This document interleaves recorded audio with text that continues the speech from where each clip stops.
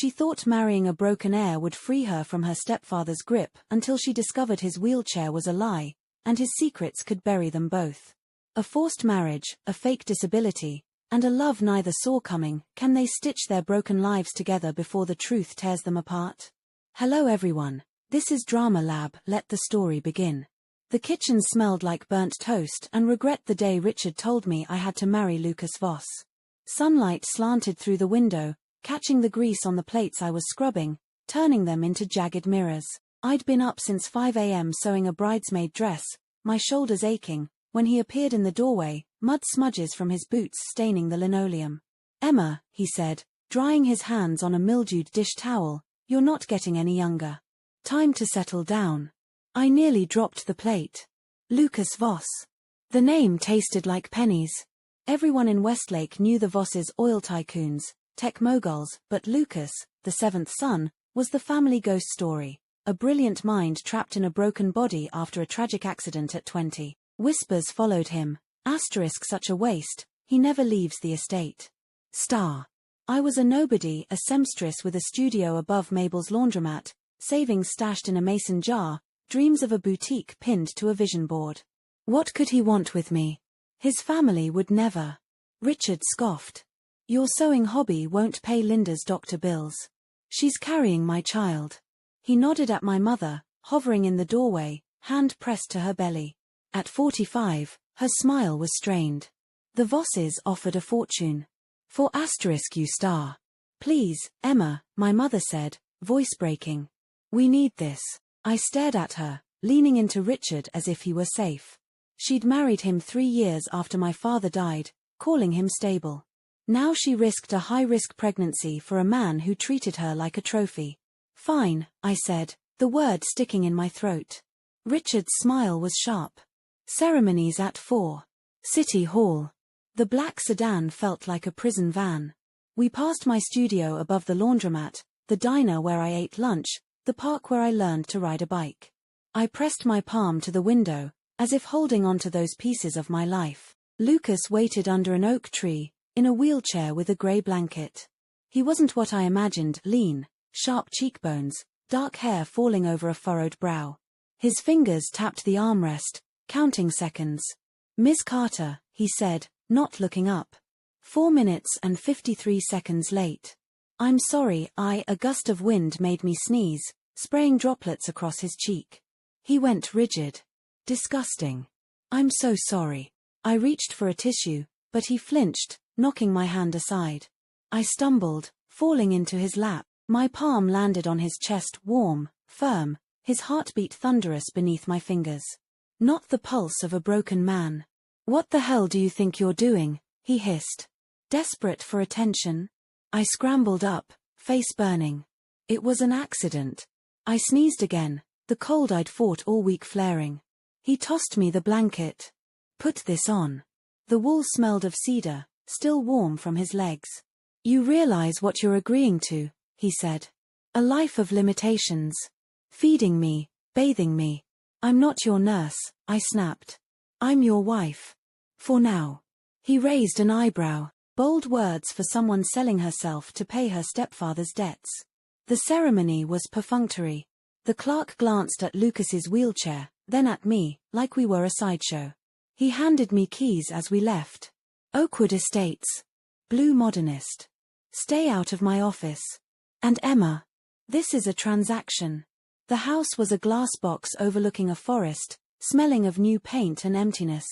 I unpacked my sewing machine, fabric swatches, a photo of my grandmother teaching me to stitch a rose. That night, a knock. A platinum-haired woman in a silk robe pushed past me. Who the hell are you? I'm Emma. Lucas's wife. She laughed. Please. I'm Chloe Bennett, his fiancée. He's just upset I postponed our wedding. She sneered. Richard sold you a lie. Lucas'll come to his senses. My phone rang. Who's there? Lucas asked. Your fiancée. Tell her to leave. Chloe's face darkened. This isn't over. The next weeks were a dance of avoidance. Lucas left at 7 a.m., returned at 10 p.m., sequestered in his locked office. I worked at my studio, avoiding Richard's calls. Then Tyler showed up.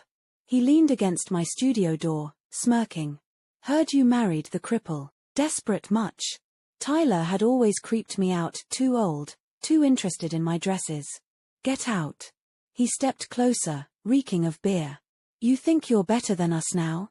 A Voss. You're still trash. I reached for the phone.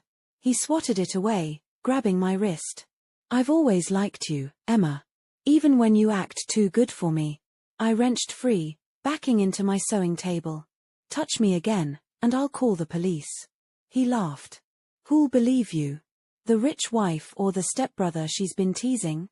Tyler haunted me after that, brushing my arm at the grocery store, sitting in his truck outside the house. A note slipped under my door. Asterisk you can't hide. Star. I told Lucas, expecting indifference. But he frowned. I'll handle it. I didn't know what that meant until 11 p.m. one night, leaving my studio. A hand clamped over my mouth as I unlocked the door. Shut up, Tyler whispered, dragging me toward the backyard.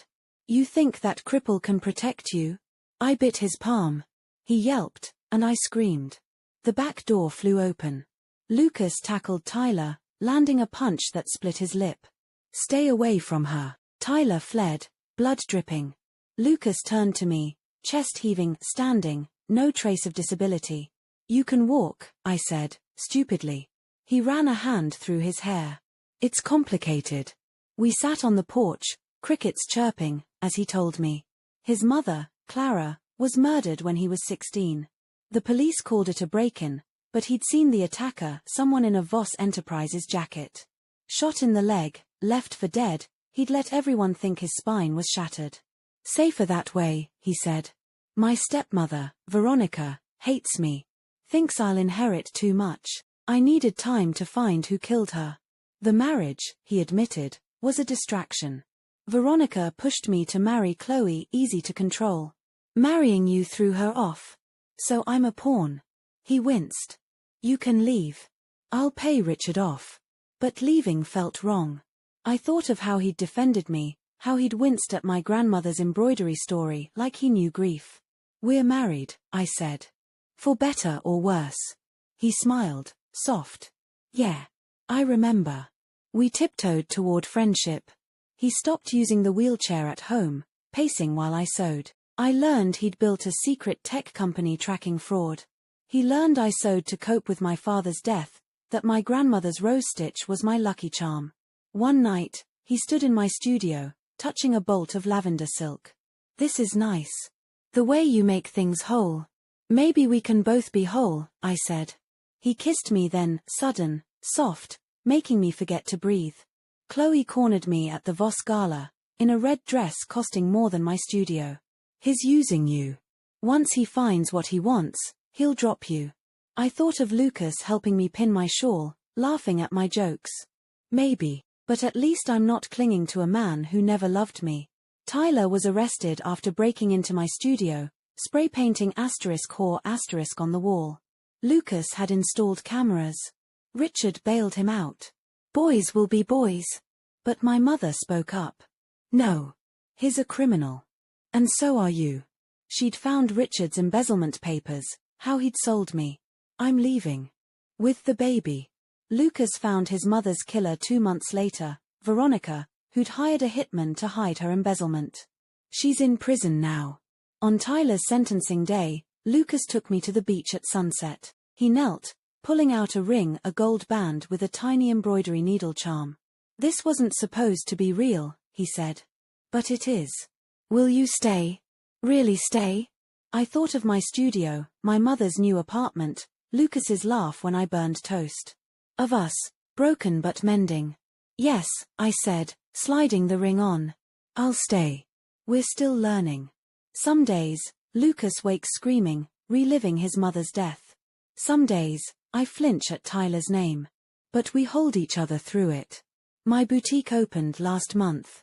Lucas designed the website. My mother works the register, belly round, smile bright. Richard's in jail for fraud. Tonight, Lucas watches me stitch a quilt for my mother's baby. That's crooked, he says. I swat his hand. You're crooked.